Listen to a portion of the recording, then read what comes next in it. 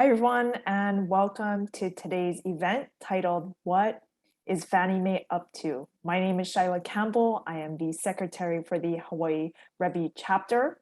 Wanted to welcome everyone today. We're very excited. We have a huge group today, and I know you all want to get to the meat of our presentation, but I did want to mention that we have several hotspots where agents are able to gather and watch this webinar in person. And I just wanted to take a moment to thank the offices who are hosting them. A quick shout out to Corcoran Pacific, Princeville, Kauai, Corcoran Pacific, Wailea, Maui, Corcoran Pacific, Kona, Big Island, Century 21 Island Homes, Kailua, Century 21 Island Homes, Ewa Beach, Point of Sale Realty, Aiea, and Marcus Realty, Honolulu. Thank you all to our hotspot hosts who have opened up their offices so our agents can network during this event. Now, I'd like to take a moment and introduce you to the one and only Mr. Leonard Leventhal and Guaranteed Rate. Leonard, thank you so much for sponsoring this event. I'd love to turn it over to you to share a few words. Thanks, Shayla. Good afternoon, everyone. It's always nice to get in front of the group. I wanted to start by doing a little bit of a sports analogy, and I hope it works. In the mortgage industry, we are basically like referees in a game. And if we do our job correctly and things are going well, you don't notice us. We're in the background. We try to be in and out of the transaction without having anybody else lift a finger and make it smooth. Right now, as you can tell by the subject matter in today's webinar, we are not quite in the background, and things have been a little challenging for us. Our rates have trended upwards. So now we have to work a little harder, communicate better, and just try to be better at what we do to get the clients into their homes. And again, it's something that we have to deal with. So with that, we're always pleased to get in front of you, whether it's sharing really good news or sharing information that can help you navigate through more challenging times. With that, we always have a couple of loan officers or one or two of us that are here to share some of our best practices and share tools that we've been using to accomplish our goals and meet the challenges. And with that, for today, I'd like to introduce Mr. Steve Penske, been with us from the beginning of Guaranteed Rates start in the Hawaii market. And Steve, are you there? I am. Okay. Good morning, everybody. Mm-hmm. Can you hear me? Yes. Okay. Good morning, everybody. First, I'd like to, my name is Stephen Penske. I'm a VP of Mortgage Lending for Guaranteed Rate. First of all, I'd like to say thanks to REBI for putting this event together. I'm a big believer in that rising tides lift all boats. It's really nice to see so many people here today because I think events like this help us become better as an industry and for the people that we serve. So thank you, REBI. So I want to take a few minutes and talk about a new product that we have available. It's called Power Bid. So everybody here knows what a loan pre-approval is. You all require your buyers to have them when they put in for their offers. The problem with most all pre-approval letters is that they're written by loan officers. And loan officers don't get to decide who gets the loan, as much as I wish they did. Sometimes underwriters decide that. So everybody here also knows what a conditional approval or a conditional loan commitment is. This is usually in the purchase contracts. You usually do about 15 days or so before the scheduled closing date. So with this Power Bid pre-approval, when your buyers put in an offer, they're handing the sellers essentially a conditional commitment, a conditional loan approval that's subject only to the collateral review, which is, appraisal and clear title. So this will make an offer better than anyone that, doesn't have an approval from an underwriter, number one. It makes it about as close to an all cash offer as you can get, so you can compete with cash. It puts us in a position to close really quickly, as quickly as we can get an appraisal done, which is pretty fast these days.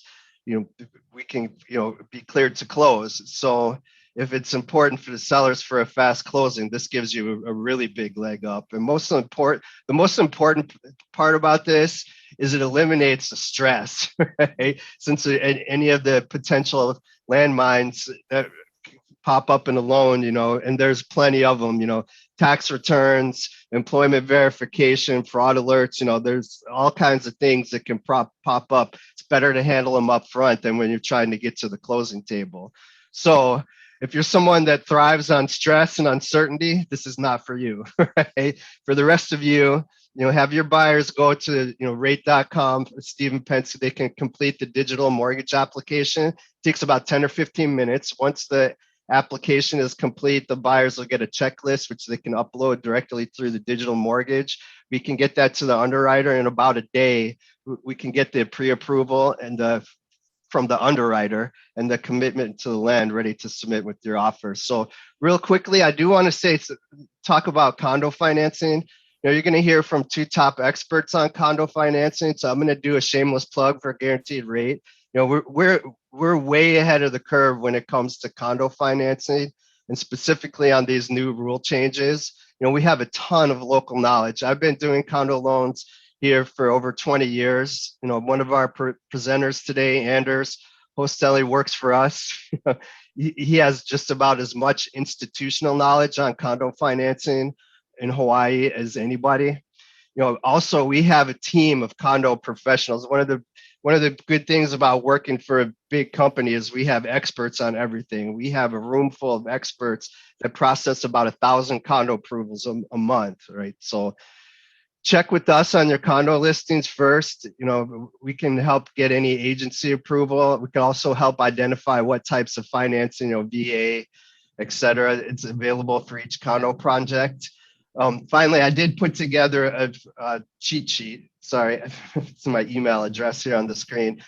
We have a cheat sheet that explains all these new condo rules, kind of makes it easier for you to understand and visit if you have questions. If you want a copy, just shoot me an email and we'll get one over to you. So thanks again to REBI for allowing me to share some time with you today, and have a great day, everybody. Aloha. Thank you so much, Steve, Leonard. It's always so great to have you. The Power Bid pre-approval sounds like a really great thing to keep in mind. We do have some upcoming announcements. The first is going to be our upcoming CRB course. This is a course titled Show Me the Money. It's about compensation planning. This course is held on May 17th and May 18th from 8 to 12 noon. The instructor is going to be Matthew Rathbun.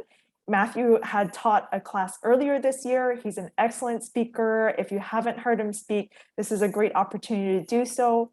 The class is going to teach you how to learn how to develop a compensation plan and explore different types of compensation packages for agents. The class was also recently approved for 6 CE credits. So if you haven't done your CE yet, this is a great time to knock some out. We'll drop a link in the chat where you can find out more and register. Now, if you've been enjoying any of our REBI courses and webinars, I'd encourage you to consider joining the Hawaii REBI chapter. The Hawaii REBI chapter is a local organization that provides networking and educational events for real estate managers, CRB, and SRS designees. Your membership provides all of our virtual webinars for free and courses at a discounted price. The link to join our organization will also be dropped in the chat for you. Okay, the last announcement that I have today, you may have seen some emails come through about it, is our statewide convention. So we have not had a convention in many years. This is going to be a 2-day event at the Sheraton Waikiki on September 15th and September 16th. HAR just recently opened their registration for this year's state convention, and we're bringing all of our favorite CRS and CRB speakers, as well as some really excellent panelists. Since the opening of our registration about a week ago, we've sold over 300 seats, which is about half of our room capacity. So if you think you might be interested in this event, don't procrastinate or wait till last minute to book a ticket. Register as soon as possible. We'll also drop a link in the chat box for you to find out more about this wonderful event. Now, before I introduce our speakers, we will have a few minutes after each presentation to take questions. You may type them into the chat and Wendy will monitor. Today's speakers are Jason Korta, Hawaii Realtors staff attorney. Jason also serves as the liaison for the Standard Forms Committee. Joining him today is Anders Hostelley. Anders, as you may know, is the Regional Manager of Guaranteed Rate. Up first for his first presentation is Jason. Jason?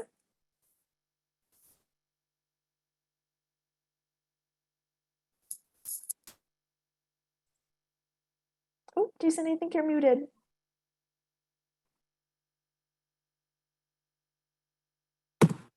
Sorry about that.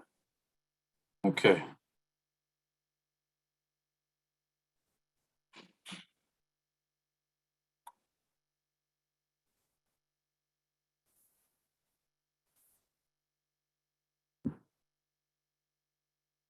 It's not sharing. Sorry for the delay. No worries.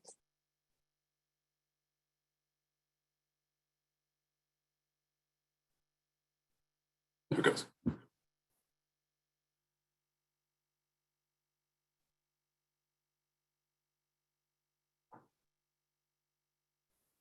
Okay. 6 things you should know about Fannie Mae's and Freddie Mac's new mortgage requirements.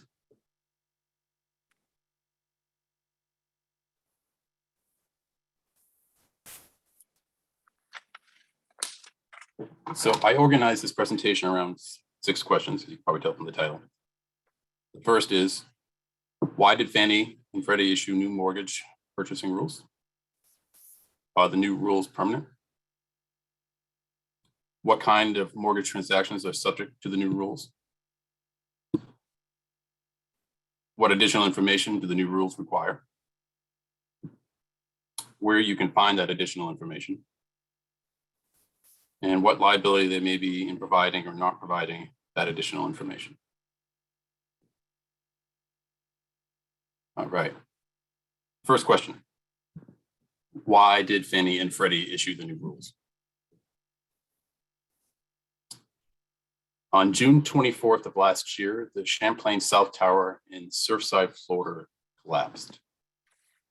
The massive search and rescue efforts continue in Surfside, Florida, just north of Miami Beach, after a condominium building partially collapsed early Thursday morning. We had a 12-story, 136 unit apartment complex that had sustained a partial collapse.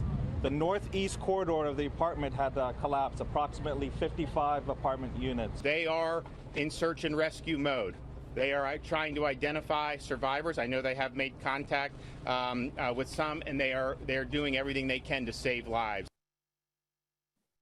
In response, Fannie and Freddie promulgated new temporary requirements for issuing mortgages on units in condominiums and cooperatives with 5 or more attached units. Under the new requirements, Fannie and Freddie must vet condominiums and cooperatives for their, quote, overall safety, soundness, structural integrity, and habitability. It reflects what I call a new policy of theirs to scrutinize before securitize. Second question, are the new rules permanent?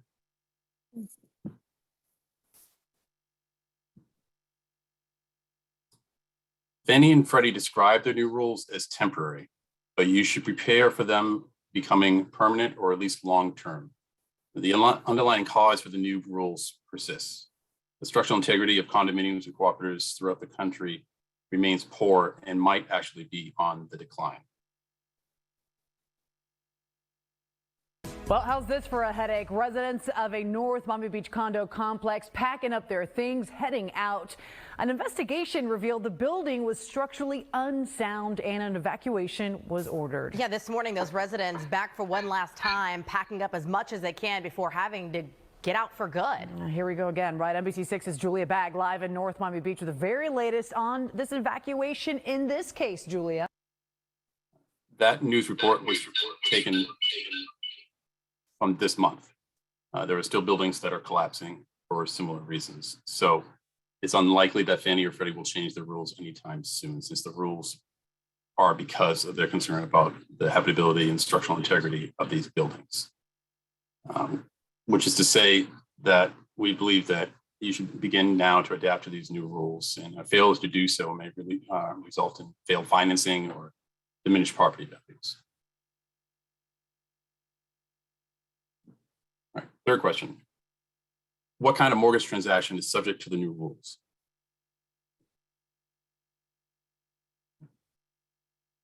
So Fannie and Freddie's new rules only apply to units in condominiums and cooperatives with 5 or more attached units. Requirements do not apply to units in smaller condominiums or cooperatives, or to units in planned community associations, or to interest in unincorporated real property, like a single family residence. And of course, the new rules only apply to mortgages that Fannie or Freddie purchase.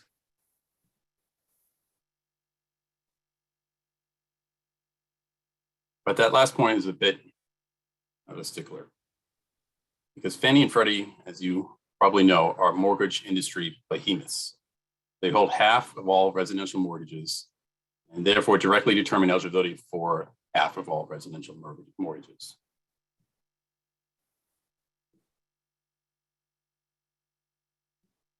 They also indirectly set the eligibility standard for mortgages issued by other lenders. Those other lenders often cannot find competitive rates for their clients or earn reasonable profits for themselves unless mortgages they issue become part of a mortgage securitization pool. The largest mortgage securitization pool by a galactically large margin is Fannie and Freddie's pool. That pool accounts for 95% of all mortgage-backed securities.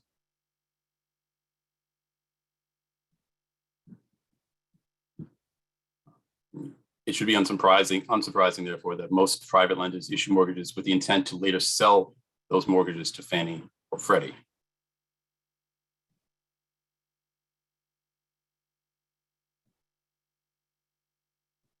This, of course, means that, practically speaking, the new mortgage rules apply to all condos and co-ops in buildings with 5 or more attached units.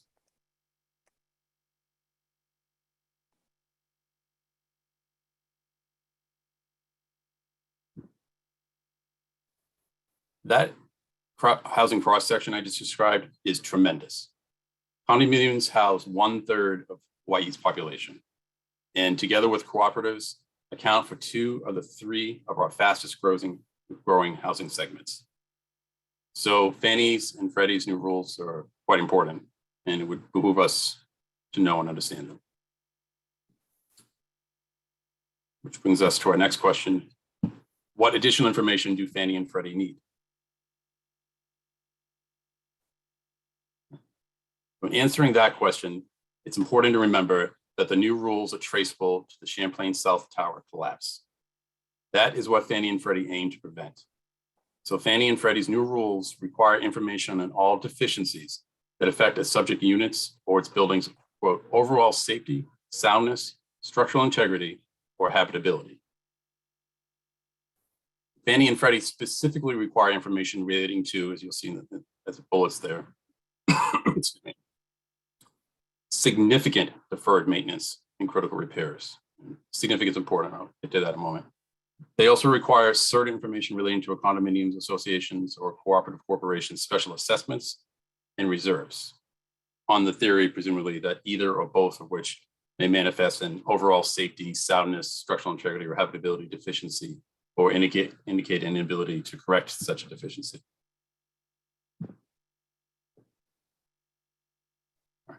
I said to get to the significant part, so here we go. Focusing on significant deferred maintenance or critical repairs. They truly mean significant. This isn't like the paint is chipping. So to satisfy both Fannie and Freddie, you must describe all significant deferred maintenance or critical repairs, including but not limited to repairs that require the building's full or partial evacuation for 7 days or for an indeterminate period, repairs that present life safety hazards, and violations of any federal, state, or local law or ordinance relating to zoning, subdivision, use, building, housing, accessibility, health matters, fire safety, basically the items that you would expect would affect the unit or its building's structural integrity or habitability. Again, I want to stress significant, right? We're talking about things that you have to evacuate the building usually to deal with, okay? Or violations of the law. Okay. Second point, turning to special assessments. Neither Fannie nor Freddie will issue a mortgage if the borrower would be unable to satisfy their mortgage obligations while repaying the amounts assessed against the subject unit. or if the special assessments negatively impact the building's overall safety, soundness, structural integrity, or habitability, or the condominium associations or cooperative corporations' financial viability or marketability. That sort of makes sense, right? If they're concerned about structural integrity or habitability, if they find a building that has an assessment that the owner cannot pay, well, then you are going to have a habitability or structural integrity problem that will exist. And then Fannie and Freddie will probably be concerned that, they could collapse with some other, they could lose their security or people get injured, basically. All right. Reserves. Fannie no longer accepts working capital fund reports or reserve studies as part of the new rule. All units that receive a Fannie mortgage from this point forward unless they change the rule must be part of a condominium association or cooperative that budgets at least 10% of its assessment income to its reserve. Otherwise, Fannie is just going to deny the mortgage. By contrast, Freddie continues to allow adequate capital funds and satisfactory reserve studies to substitute for condominium associations or cooperative corporations' failure to dedicate 10% of its assessment income to its reserve. Question 5. So where can you get the information that's necessary to satisfy Fannie and Freddie's new requirements? First, Fannie and Freddie recommend a review of meeting minutes. Scour the past 6 minutes of the applicable association or cooperative meeting minutes for mentions of maintenance or construction projects that may significantly impact the building's safety, soundness, structural integrity, or habitability. For mentions of special assessments and for mentions of budgetary matters. Meeting minutes should be available to most unit owners. Hawaii law requires condominium associations and cooperative boards to meet at least once per year and to make those minutes available to each unit owner. Second, look to the applicable associations or cooperative special assessments and budgets. Hawaii law is helpful here again, because Hawaii law requires condominium owners, helps condominium owners obtain these documents as well, right? So under existing law, condominium associations must adopt a budget before levying any assessment. So there should be a record of all assessments within the condominium's budgets and budgetary documents and financial documents. That budget must set forth the association's estimated revenues and operating expenses, actual replacement reserve, the replacement reserve that the association estimates is necessary to maintain the association's property, the income the association estimates it must collect from the unit owners to meet that estimated replacement. Basically, the information that Fannie and Freddie need.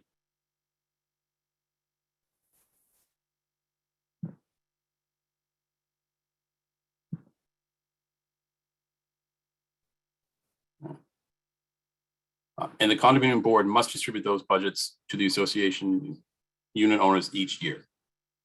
In other words, condominium owners already have the right to documents that can help them establish their association's financial viability and satisfy Fannie and Freddie.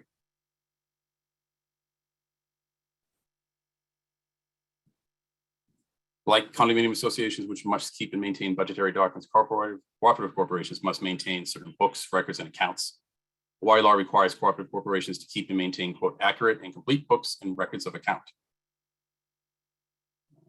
that detail the corporation's assets, liabilities, receipts, disbursements, gains, and losses.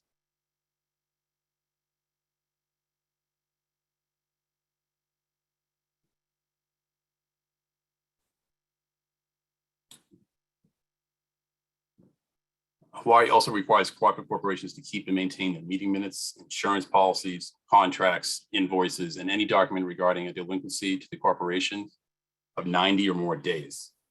Again, basically the information that Fannie and Freddie are demanding.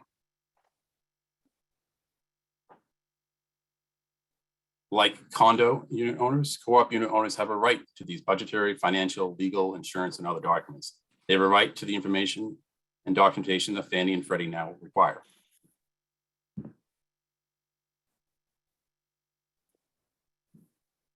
Some condominium associations or cooperative corporations may fail, however, to generate or maintain adequate meeting minutes or other records. Fortunately, the required documents can often be reconstructed or compiled from other reliable sources. For instance, Fannie and Freddie each expressly accept inspection, engineering, or other certificate reports completed within the last 5 years. Those reports can help establish a property's overall safety, soundness, structural integrity, and habitability, and satisfy Fannie and Freddie's new requirements.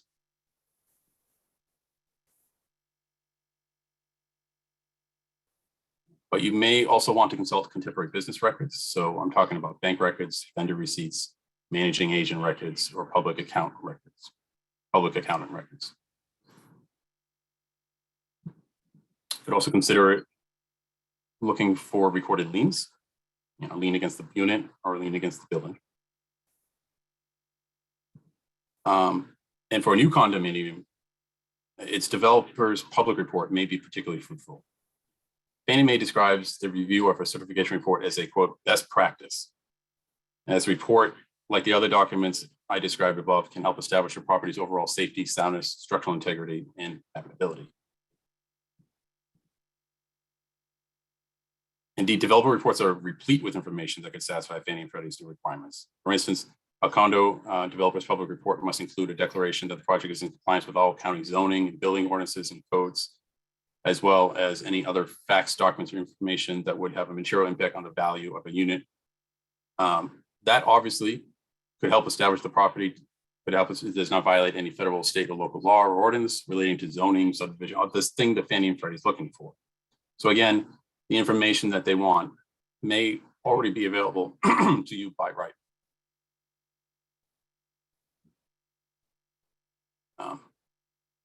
Even better, these reports, like I said, are available to the people who need them. So every unit's first purchaser has a right to receive the developer's public report by law.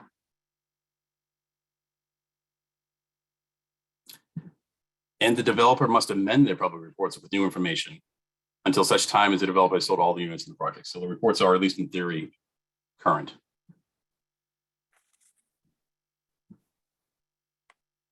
Absent any of this information, some lenders may accept a not to my knowledge statement. Generally, though, condominium associations and cooperative corporations should consider collecting the information that Fannie and Freddie require. Why? That takes us to the next and final question. What liability that might be in providing or failing to provide the additional information that Fannie and Freddie, the new rules require?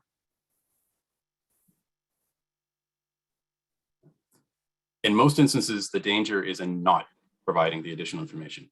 Condominium and cooperative directors must perform their duties with the care that an ordinary, prudent person in their position would exercise, and they must perform their duties in a manner that they reasonably believe is in their association or corporation's best interest. A director who does not provide information to satisfy national lenders' requirements for purchasing a mortgage may compromise their fiduciary duty and create an unnecessary legal vulnerability. Also, state law gives unit owners the right to receive most, if not all, of the information that Fannie and Freddie now require. For instance, as I described earlier, state law requires condominium associations to produce and adopt assessments for common expenses, which their boards must annually distribute to their association unit owners. A board's failure to distribute any such assessment may trigger a unit owner's statutory right of action against the board.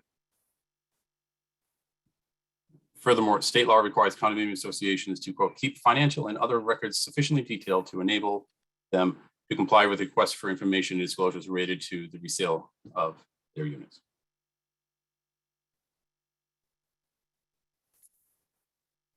That ostensibly broad duty expressly includes an obligation to furnish a full statement of unpaid assessments against each owner, to each unit owner and potential purchaser that properly requested.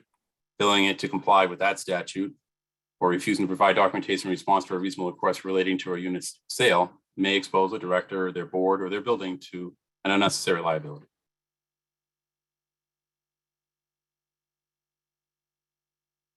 Some directors may worry that furnishing documents and providing information relating to the deficiencies in their building's overall safety, soundness, structural integrity, or habitability may expose them or their associations or corporations to potential liability. I get that. For instance, a director might worry that the reports they supply are inaccurate or incomplete.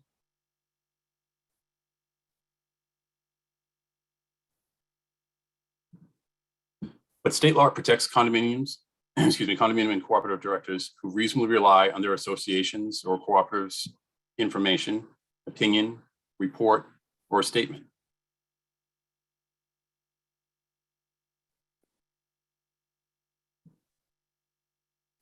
To the extent that a director reasonably relies on such information in describing the building's overall safety, soundness, structural integrity, or habitability, or otherwise responding to Fannie and Freddie's new demands for information, they should not have any real reasonable fear of liability.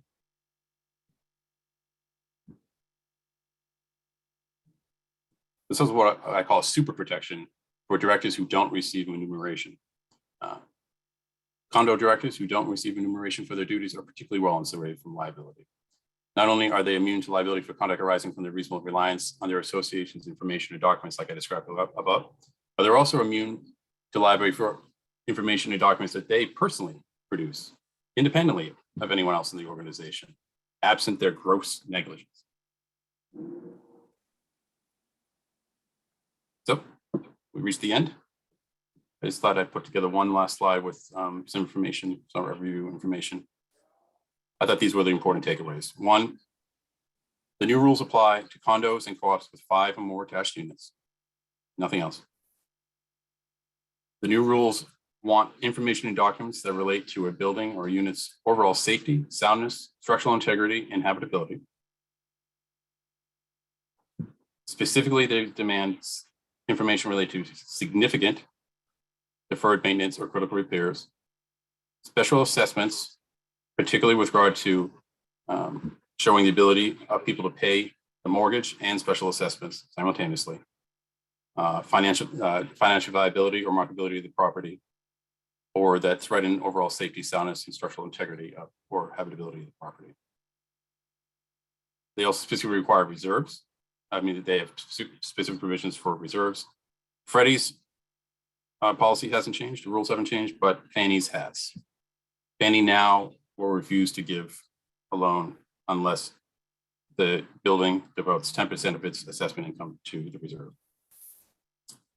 Getting information, for the most part, you have a right to the information. And there's an obligation to provide the information, again, for the most part. And finally, I would start preparing now for this. This is, I think, going to be a long-term rule and possibly a permanent one, at least until we are at the buildings throughout the country are in better shape. And that's it. Okay, awesome. Well, thank you so much, Jason. Really appreciate it. We do have a couple of questions coming through. The first question we received is with regards to which type of homes that this would apply to. The question is a comparative supposed to be a co-op? If not, what is a comparative transaction? I think there was a slide in the beginning that noted the word comparative as far as homes that would be affected by this. I think sorry, I don't think I said comparative in the presentation. If I did, it was probably a misspeak. I probably meant to say cooperative. Okay, co-op. Okay, If, awesome. we can more specifically identify what I said and where I said it, I could maybe more adequately respond to the question. But there should be nothing regarding comparative anything. Okay, great. And then we had another question. Hoyana and Associa won't complete the Fannie Mae questions. Is there a workaround for this? Michelle, you know, this is Anders. I'm actually going to show go over that. That Yeah. for the most part, well, I guess the workaround would be you have the right to the information that Fannie and Freddie are demanding. So I would maybe point them to the statutes to give you that right, and maybe they'll change their mind once they see that it's in black and white. Okay, That you have the right to the information. awesome. You might also want to point out that Or at least ask them why they're hesitant to provide the information. And then you could maybe talk to them and say that they are probably actually safer to provide the information than to sit on their hands. Okay. I'm not sure if this is a question for Anders or something that he'll go through later, but we did have a question that asks, is it true that once a building goes through this process for Fannie Mae and Freddie Mac, will they have this information on file so that the building doesn't have to go through the process again? They should, yeah. Okay. Hey, Shelley, can you hear me? Yep, I can hear you. Yeah, Great. you know, Francis, I saw your question. Unfortunately, the approvals from Fannie Mae, Freddie Mac are lender specific. So we do it on a particular unit. So there's nothing that sticks with Fannie Mae or Freddie Mac that says, okay, now this project is approved, unfortunately. Unless we went through a full project approval. Yeah, and I'm sorry, I think I misheard that. I thought the question was, will the association of or the corporation keep the information? No worries. Yeah. Okay. Okay. And You we want had me one- to Yeah. you want me to just jump in and do mine? Sure, sure. Why don't we That's go a- ahead and then we yeah. can get some of these questions going Yeah, towards the yes, end. Yep. Yeah. Let me share my screen real quick. If I could. Let's see. Am I? Here I am. Let's see if this works. You guys see the picture? All right. So you already saw the video that Jason showed you, but yeah, this is a picture of that building. So again, the reasons why is that we have these new temporary guidelines from Fannie Mae and Freddie Mac that came out was because of this. Also, and Jason mentioned it, there's lots of old condo projects, built in the 50s and 60s that have a lot of deferred maintenance. And as all of you know, no one likes to, you're living in a condo, get your maintenance fee increased. So oftentimes they'll put off repairs or things that need to be done. And unfortunately, like this is what happened on this project. Okay, so I am moving here. So deferred maintenance, I'm going to move something here, deferred maintenance, code violations, special assessments, reserve requirements. So this is pretty much what it's about. And I've been, I've been doing loans in Hawaii for all my life, and it's been about 30 years, and it's interesting kind of seeing guideline changes and really what we have to, kind of deal with. This new change has been pretty significant because of what we've had to address and do. And I do have a couple workarounds. I know that was one of the questions that I will go over here. All right, so I'm going to skip through this. Okay, so what's significant deferred maintenance? It really has to do with safety and soundness that can affect marketability, financial stability, physical safety of the overall project. So sometimes we see deferred maintenance where it could be painting, something benign, just basic deferred maintenance. That's okay. The issues that Fannie and Freddie have are deferred maintenance that are structural in nature. And I get involved with condos where someone says, hey, can you take a look at these condo documents? It's listed that we have some deferred maintenance or there's a special assessment. And then I look at it and I'm like, ooh, boy, I see they have pictures of cracks in foundation and struts and other things like that. And that is an issue. And that would make that project ineligible for Fannie Mae, Freddie Mac financing because it affects the marketability, safety, and soundness. Now, even if there is a special assessment, there's a work in progress. Until those repairs are done, that project would be ineligible because of that. Okay. And special assessments, some special assessments are fine, but oftentimes what we find out is that special assessment is, again, for something that's very significant, that has a structural nature involved in it. Like I just mentioned, I even have photos where I'm looking at something recently where, yeah, you can tell it's structural. You see the words structural in the R105 of the questionnaire. If it says it's structural in nature, just know that that project is not going to be eligible for Fannie Mae and Freddie Mac financing. Now, there are portfolio lenders that will look at that, and they'll do it as a non-saleable loan, per se, and they will do it with a larger down. Maybe there'll be less favorable terms, but there potentially could be still some financing options out there. But what is the best practice is always to just run the questionnaire, and when you see these kind of issues that are being listed, to run it by the loan officer, whoever is doing the financing, to make sure it's something that can or can't be done. Okay, so I think with Lorraine, somebody asked a question about this Fannie Mae 1076 form, the infamous 1076 form. So this form has been around a long time. Now, with the way that Fannie Mae and Freddie Mac came out with their guidelines, I just kind of keep in mind. So from a lender's perspective, and I really like, Jason, you gave those stats on Fannie Mae and Freddie Mac, the percentage of the market that they have, it's enormous. So it's very important to our well-functioning housing market that we have Fannie Mae and Freddie Mac, and they're functioning really well. And they, when they came out with this directive, when you read it, from a lender's perspective, I can see where some lenders are like, boy, my safest bet is to have this 1076 form filled out, because it has all the questions that are required to be answered to make sure that as a lender, we're going to have a loan that is not going to have an issue being sold to Fannie Mae or Freddie Mac. Now, what's the reality of this? Almost, I don't think I've heard of one or two associations that have actually filled out this form, but most of them will not fill out the form. And if that's the case, for a lender that's requiring it, they're either not going to be able to do it, or if they have the ability to broker out, maybe they can find a lender who will do a non-saleable loan.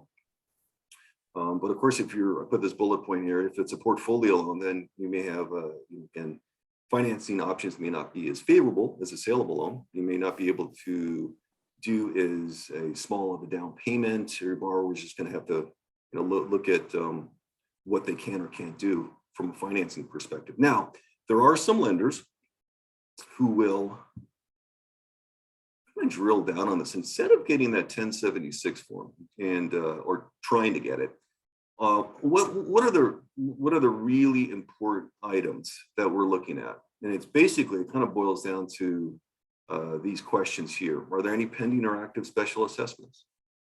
Are there any critical maintenance and material deficiency repairs, deferred maintenance approved now or planned in the future? And lastly, are there any code violations or local government certification not satisfied now or in the last 5 years? So real life. So we've had these changes that came out end of last year, implemented at the beginning of this year.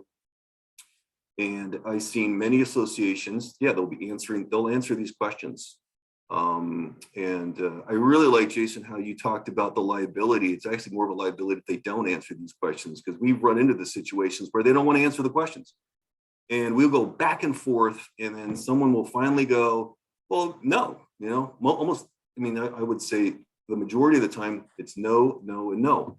So as a lender who's actually taking the approach, and by the way, as a lender, we're taking this approach. If we have these 3 questions answered, we feel we're good. We don't need to go any farther. We don't need to have that 1076 form filled out. We don't need to dig anymore. Now, there have been associations that have said, well, I don't feel comfortable answering these questions. Now, I hope there's less of those after this. But in that case, we do have the ability to, and this Fannie Mae and Freddie Mac, like you said, Jason, listed this. These are other things that we can do. If they won't answer the questions, we can actually look at the last 6 months of meeting minutes. We can look at a reserve study. If there's any mention of deferred maintenance or special assessments, then there'd be an issue. But if there's none, we can actually use this documentation to validate that, hey, we've checked, there's no special assessment issues or deferred maintenance, and we're good to go. And we can proceed with this loan as a Fannie Mae or Freddie Mac loan and sell it to the agencies, Fannie Mae and Freddie Mac. Now, again, these rules apply to 5-unit properties and above. It doesn't apply, they don't apply to VA or FHA, just so you guys know. But also be aware that many jumbo investors, Wells Fargo, Chase, JP Morgan, pretty much all of their guidelines in regards to condo will say they defer to Fannie Mae and Freddie Mac, or they use Fannie Mae and Freddie Mac's guidelines. So you could be in a situation where, hey, it's a jumbo loan, it's not a Fannie Mae or conforming loan. Why am I still having to, or why do we have to chase these questions or certify that there's no deferred maintenance? Well, it's because they're leveraging the Fannie Mae and Freddie Mac guidelines. And again, these are temporary. I do think, yeah, my opinion is temporary is going to be for a while, a long while. Now it's going to be interesting. We as a lender, we're on a lot of these new projects. I mean, we're on a couple that we closed right here in Kaka'ako, but even on a brand new project, we had to have these questions answered. And I was like, wow, this is just makes no sense. It's brand new. But anyway, Fannie Mae, Freddie Mac, they don't have anything in their guidelines. And I believe many lenders, we've lobbied to try to get something in their guidelines would say, because I actually think it should be for buildings that are, over a certain age, 15 years or 20 years or something like that, because that's where the problems are. So we shall see what happens. Again, I know many of you on this call, work with you, and I know the trials and tribulations where you're close to closing, and all of a sudden there's no credit issues, but it turns out to be a condo warranty issue with a lender. What I would say is a best practice is if you're doing you're helping clients buying a condo, make sure that the lender has things vetted out or knows what they need to do or is prepared to ask these questions or get their own form filled out so it satisfies their condo guidelines. Okay, that's all I have, and I'm sure there's some more questions here. I do. Thank you so much. Okay, so we have one question that asks, did Freddie always require 10% income to reserves? Did Freddie always require 10% income to reserves, or is there no requirement? So it's interesting. So I'm going to get a little technical with you guys. So Fannie Mae and Freddie Mac, they have the guidelines for condominiums where they'll finance up to 95% or 97%, but they have what's called a full review or a limited review. Okay, so a full review is when you're just putting 5% down. It's an owner occupant, so we have to do a full review of the project, which means we have to verify certain things, and one of them is the reserve requirement that someone's asking about. Now, if it's what we call a limited review, where somebody's like an owner occupant, they're just putting 10% down less, or a second home where they're or an investor transaction where they're putting 25% down or more, then we actually don't need to verify the reserve contribution of 10%. Okay. So seems interesting, but somebody asked me this question. We actually dealing with this on a transaction yesterday. Very, very, very item. But yeah, I mean, most of the times we'll see the associations that are contributing 10%. Now I know that there's times when we'll see that they may dip under the 10%, but then they'll adjust that to make sure that they're in compliance with that 10% rule. So it's a good question. Okay, awesome. And this is kind of in line with the similar question that we had. Are approvals required for each purchase, or will the building get blanket approval? Yeah, it's again, it's for each transaction. The only time you see a blanket approval is typically if it's a brand new project and we do maybe what's called a PERS approval or a direct Fannie Mae approval in the project. That's pretty rare that lenders do that because it actually costs a developer money to do that. So you're going to see that. Now, it could be where, like, we as a company, we have an internal list that says, hey, we've actually done a loan in this project, so we know. Right. But those approvals, even with Fannie Mae and Freddie Mac, are only good for 30 days. So we can go back to the last one and pull up documentation, but we still have to recertify that individual unit and that loan that we actually re-reviewed all the documentation for approval. Wow. Okay. Very good to know. We had one more question that said or asked, how will this impact the fire sprinkler assessment coming up for almost all condos on Oahu?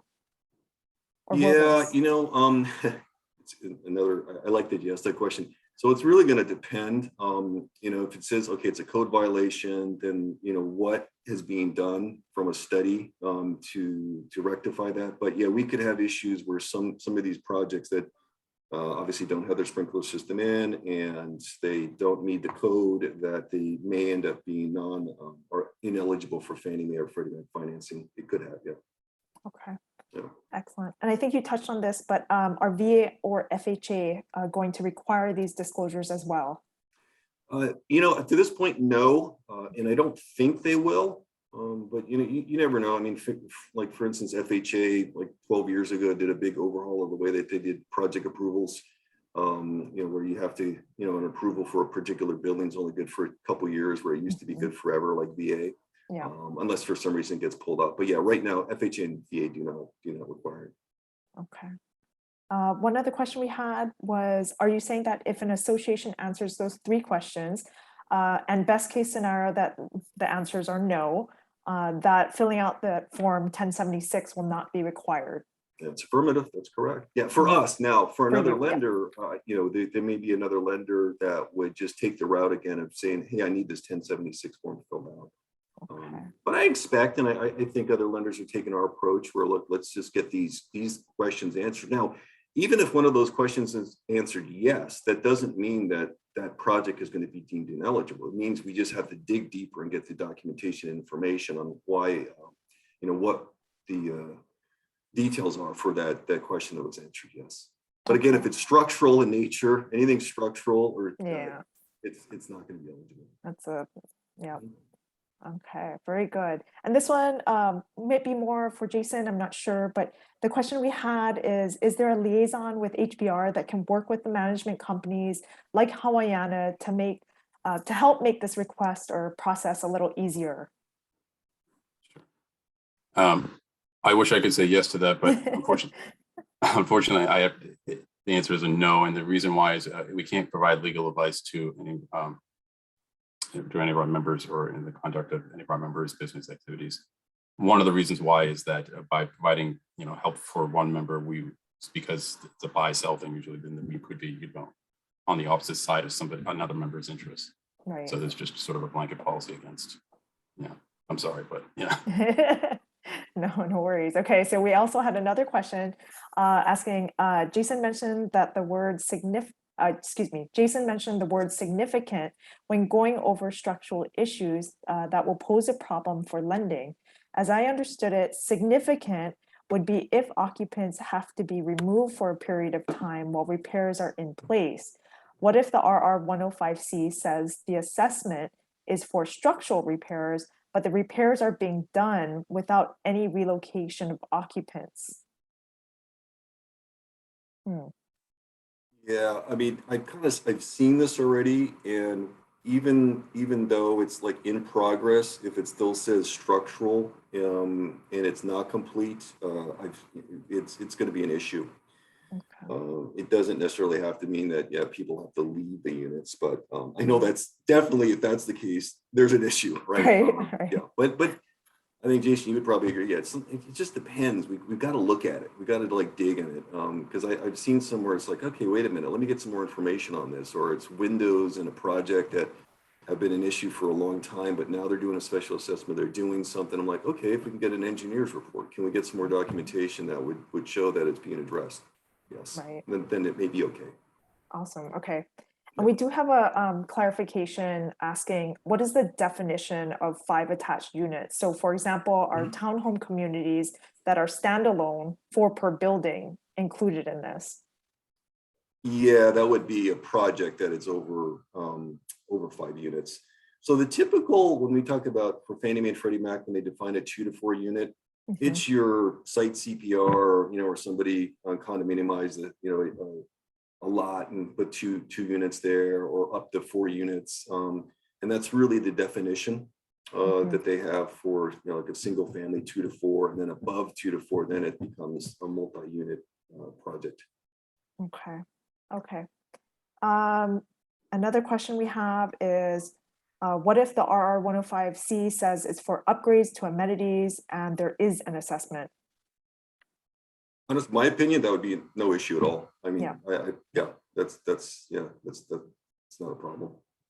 And let's see, we have another question that asks, is there a website or maybe a place that realtors can check if a condo has a code violation, or if there's like an assessment for plumbing or sewer upgrades for the new guidelines?